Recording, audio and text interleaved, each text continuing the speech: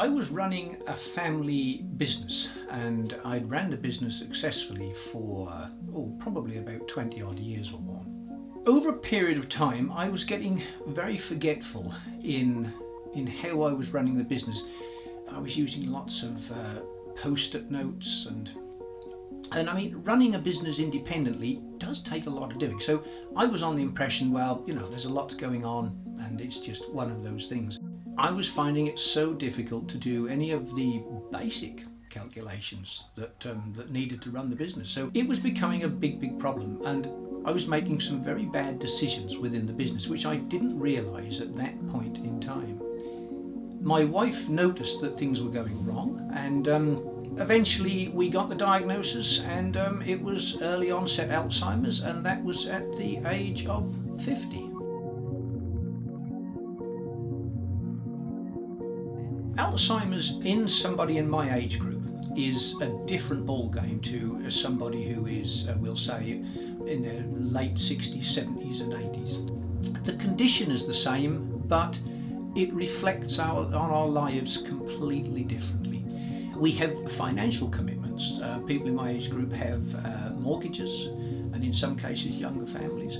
And not being able to work, not being able to earn a living in this age, at the age of 50 and early 50s is such a terrible thing. It impacts every part of your life. It's not just a diagnosis for me. It ripples out through the whole family. So it becomes a difficult thing to cope with from both sides of the fence, I suppose. One of the issues in a day-to-day life is obviously shopping, doing a weekly shop, or whenever I go down to our local supermarket.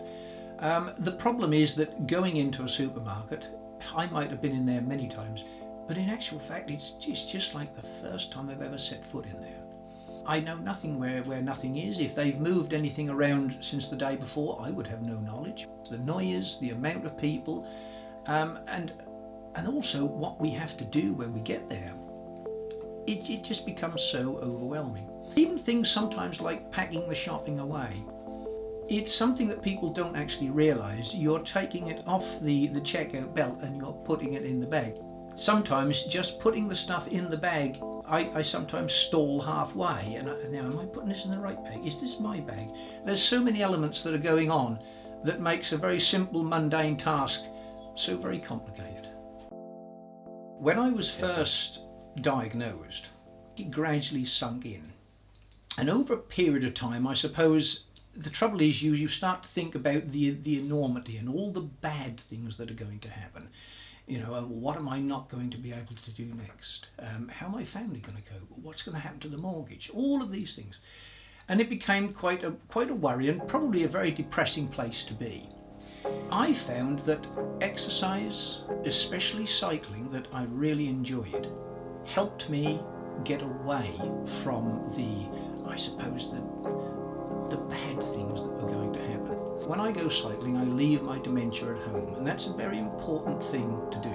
It's very important to get away from it and become, I suppose, what you were as opposed to what you are. So I joined in with a Facebook page called Dementia Help. There's a lady who runs it who cared for her mother for many years and started up the Facebook page, and then she asked me to come on board and help her as somebody with a lived experience of dementia.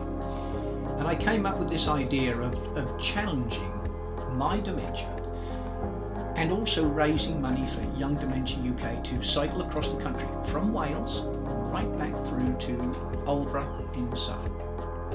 It's a challenge for me personally on many different levels, because it'll be different environments and different things to cope with. But it's also to show people that in actual fact life with dementia is not over. It's just quite a bit different, and I'm hoping that I can inspire others to either get out and go walking, go gardening, or go cycling. It doesn't matter whether they cycle across the country or whether they cycle up the lane. They're still leaving their dementia at home, and that's what I want to try and prove to people that they can do.